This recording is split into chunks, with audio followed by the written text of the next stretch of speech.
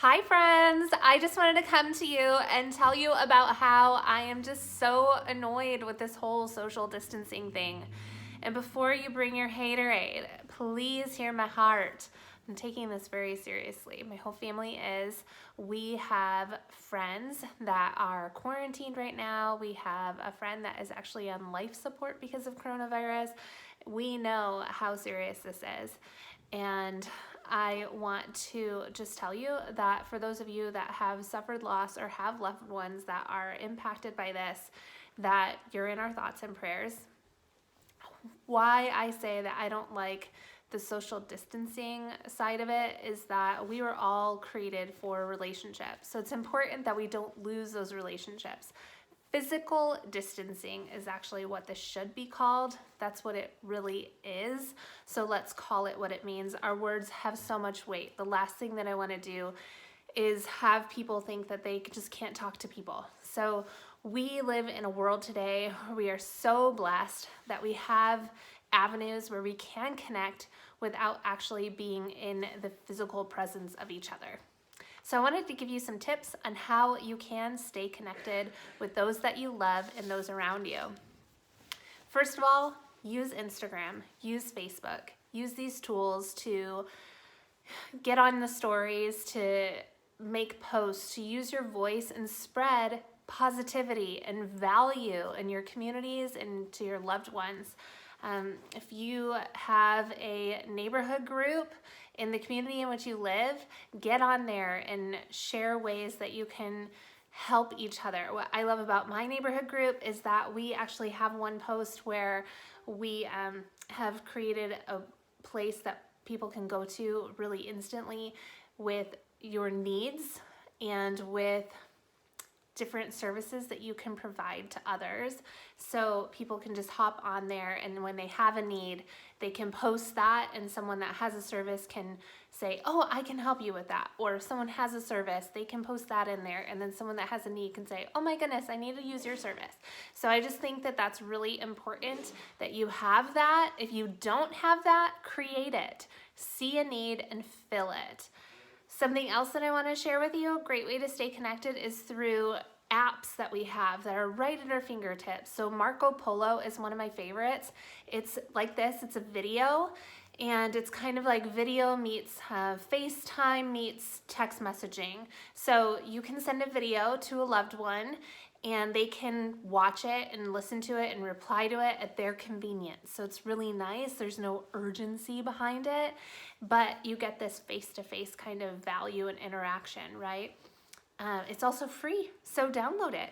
And then you have FaceTime, which those of you with an iPhone are familiar with. It's a live video, back and forth communication. There's Voxer, that's like voice messaging. For those of you that are on Facebook, you'll notice that there is, in their private messenger, there's a little microphone icon you can click on, and you can actually send voice messages to people. I want to encourage you to do that because there's something scientifically that proves that our brains respond differently when we hear people's voices, not just read something. So if you're able to, get on there and do that. There's just so much power in connecting that way.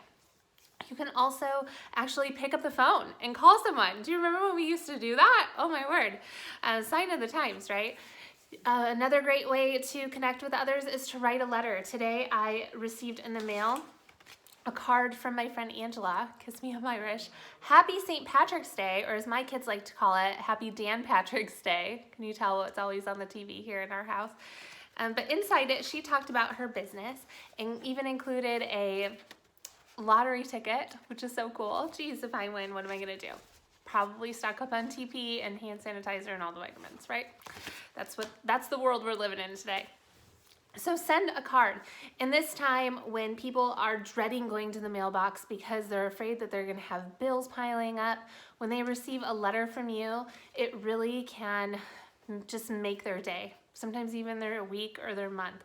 So get that in there. Send some happy mail, especially to our elderly. I know that a lot of assisted living homes are shut down or on lockdown right now. So you can send letters or care packages to them just to let them know that you're still thinking of them in this time when you can't actually be there to meet with them.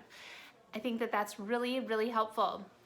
You can also send care packages to other people in your community. Right now we have a friend that is in quarantine, so I took him a bunch of stuff the other day, and you know your friends better than I do, so just think of stuff that they would want, and also think of stuff that they would need that they aren't necessarily remembering to have for themselves. So this friend in particular is a bachelor, so I made sure that we stocked him up with some snacks and some, my favorite Ningxia Red antioxidant, also some vitamins and some paper towel, toilet paper, all the stuff that we love and we know that he's gonna need, but also beer, because I know that he would be happy. And of course, of all the things that I gave him, that was the one thing that he was appreciative of. He was like, thanks for the beer.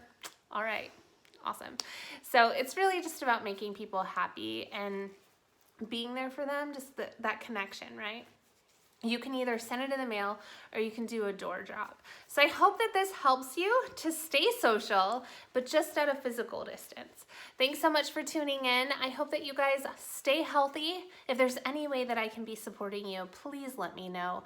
You guys are definitely in our prayers. My husband and I, and even our boys, we just can't wait to be physically present with you guys again. But until then, we love you and God bless.